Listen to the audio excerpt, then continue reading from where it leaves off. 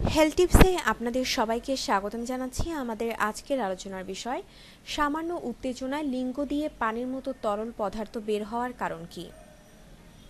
Comoros হচ্ছে প্রাক চরমানন্দ তরল। এটি স্বচ্ছ পানির রঙের আঠালো তরল, যা যৌন চিন্তা বা লিঙ্গোত্থানের পর পুরুষাঙ্গ থেকে নিঃসরিত হয়।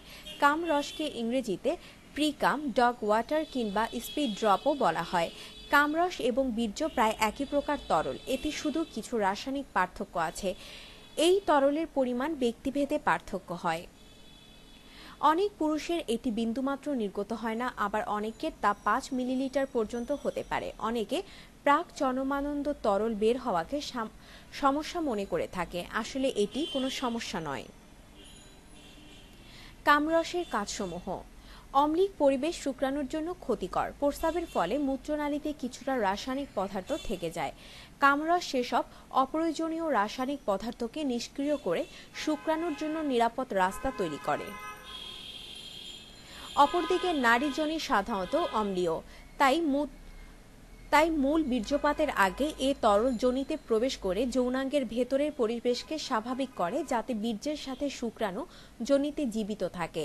এটি যোনিপথকে পিচ্ছিল করার জন্য লুব্রিকেটর হিসেবে কাজ করে।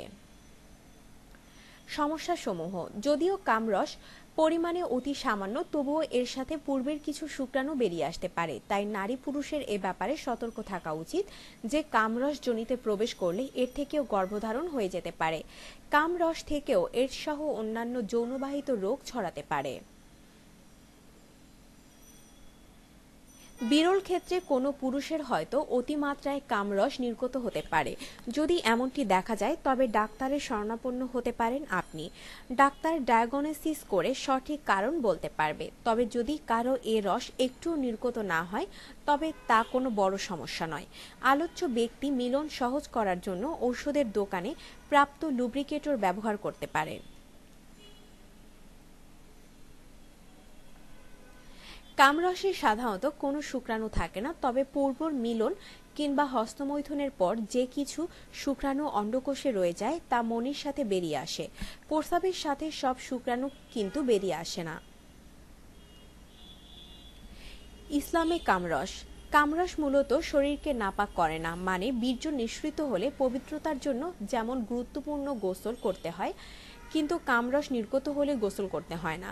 শুধু যে অঞ্চলে কামরস লেগেছে সে অঞ্চল ধুয়ে নিলেই পবিত্র হয়ে যায়।